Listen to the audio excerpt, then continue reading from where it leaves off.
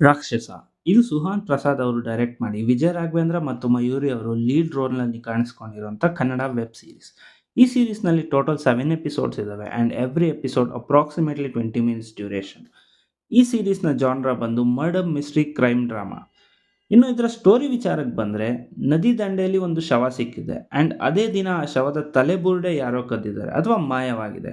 So ಇದು ನಮ್ಮ hero Hanumappa ಅನ್ನೋ ಪೊಲೀಸ್ ಸಾಲ್ವ್ ಮಾಡಬೇಕಾಗಿರೋ ದೊಡ್ಡ ತಲೆನೋವು. ಈ ಸೀರೀಸ್ನ ಪಾಸಿಟಿವ್ ಪಾಯಿಂಟ್ಸ್ ಬಗ್ಗೆ ಮಾತಾಡೋದಾದ್ರೆ, point number 1, writing and execution. Savadatti ಅನ್ನೋ ಊರು, ಅಲ್ಲಿನ ಆಚರಣೆ, ಮಿಸ್ಸಿಂಗ್ ಕೇಸಸ್, ಮೊಸಳೆ ಮೇಲಿನ ಭಯ, ಹನುಮಪ್ಪ ಅನ್ನೋ ಪೊಲೀಸ್ನ personal and professional life conflicts ತುಂಬ ಚೆನ್ನಾಗಿ ರೀಚ್ ಆಗ್ತವೆ. ಅಂದರೆ ಒಂದು ಕ್ರೈಮ್ ಥ್ರಿಲ್ಲರ್ಗೆ ಬೇಕಾದ ಎಲ್ಲ ಸಬ್ಸ್ಟೆನ್ಸ್ ಇದರಲ್ಲಿತ್ತು. Point number 2, characters. ಇನ್ನು ಮೊದಲೇ ಹೇಳಿದ ಹಾಗೆ ಹನುಮಪ್ಪ ಕ್ಯಾರೆಕ್ಟರ್ ಕನೆಕ್ಟ್ ಆಗುತ್ತೆ. ಅವನಿಗೆ ಕೆಲಸದ ಮೇಲಿರೋ ಶ್ರದ್ಧೆ, ಫ್ಯಾಮಿಲಿಗೆ ಟೈಮ್ ಕೊಡಬೇಕು ಅಂತ ತಿಳಿದಿದ್ರೂ ಅವನ ಅಸಹಾಯಕತೆ, ಅವನು ಕೇಸ್ನ ಸಾಲ್ವ್ ಮಾಡೋ approach and of course Vijay Raghavendra ಅವರ ಸೆಟಲ್ ಆ್ಯಕ್ಟಿಂಗ್ ಇಷ್ಟ ಆಗುತ್ತೆ.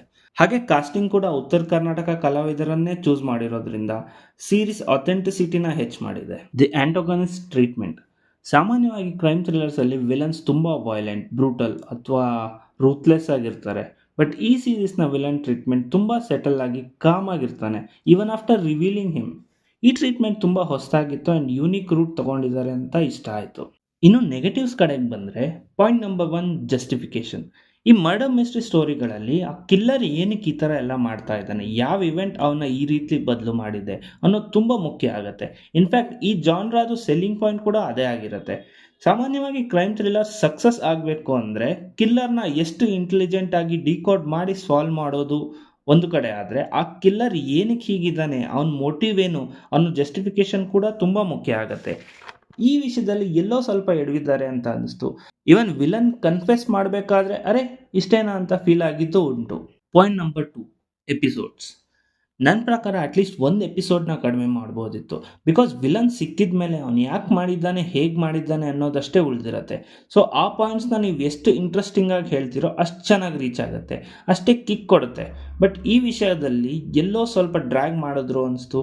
ಲಾಸ್ಟ್ ಎಪಿಸೋಡಲ್ಲಿ ಸ್ಪೂನ್ ಫೀಡಿಂಗ್ ಮಾಡೋದು ಬೇಕಿರಲಿಲ್ಲ ಅಂತ ಅನಿಸಿದ್ದು ಹೌದು. ಬಿಕಾಸ್ ನಮಗೆ ಆಲ್ರೆಡಿ ಎಲ್ಲ ಅರ್ಥ ಆಗಿರುತ್ತೆ.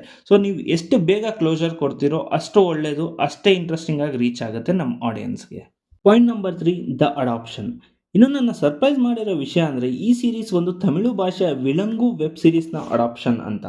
ಇಂಟರ್ನೆಟ್ ರೆವಲ್ಯೂಷನ್ ಆದಾಗಿಂದ ನಮ್ಮ ಜನ ರೀಮೇಕ್ ಸಿನಿಮಾನೇ ಕೈ ಬಿಡ್ತಾ ಇದ್ದಾರೆ, ಅಂಥದ್ರಲ್ಲಿ ವೆಬ್ ಸೀರೀಸ್ ಕೂಡ ಅಡಾಪ್ಷನ್ ಆಗಿದೆ ಅಂತ ಗೊತ್ತಾಗಿ ಸ್ವಲ್ಪ ಬೇಜಾರಾಯಿತು.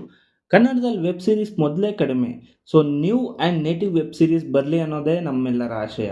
ಇನ್ನು ಫೈನಲ್ ಆಗಿ ಹೇಳಬೇಕು ಅಂದರೆ, ರಾಕ್ಷಸ ಒಂದು ಒಳ್ಳೆಯ ವೆಬ್ ಸೀರೀಸ್. ಇದರಲ್ಲಿ ಇಂಟ್ರೆಸ್ಟಿಂಗ್ ಪ್ಲಾಟ್ ಇದೆ, ಟ್ವಿಸ್ಟ್ಸ್ ಇದ್ದಾವೆ, ಇನ್ವೆಸ್ಟಿಗೇಷನ್ ಅಪ್ರೋಚ್ ಡಿಫ್ರೆಂಟ್ ಆಗಿದೆ. ಬಟ್ ಎಲ್ಲವೂ ಅದರದೇ ಆದ ಫೇಸಲ್ಲಿ ಸಾಕ್ತಾ ಇರ್ತವೆ. ನಿಮಗೇನಾದರೂ ಒಂದು ಒಳ್ಳೆ ಮಲಯಾಳಂ ಸ್ಟೈಲ್ ಥ್ರಿಲ್ಲರ್ ನೋಡಬೇಕು ಅನಿಸಿದ್ರೆ ನೀವು ಇದನ್ನ ZEE5ಅಲ್ಲಿ ಟ್ರೈ ಮಾಡ್ಬೋದು. ಇಷ್ಟು ಹೇಳ್ತಾ ನಾನು ರಿವ್ಯೂನ ಇಲ್ಲಿಗೆ ಮುಗಿಸ್ತಾ ಇದ್ದೀನಿ. ವಿಡಿಯೋ ಇಷ್ಟ ಆಗಿದ್ರೆ ಒಂದು ಲೈಕ್ ಕೊಡ್ತಾ ಖಂಡಿತ ಸಬ್ಸ್ಕ್ರೈಬ್ ಮಾಡ್ಕೊಳ್ಳಿ.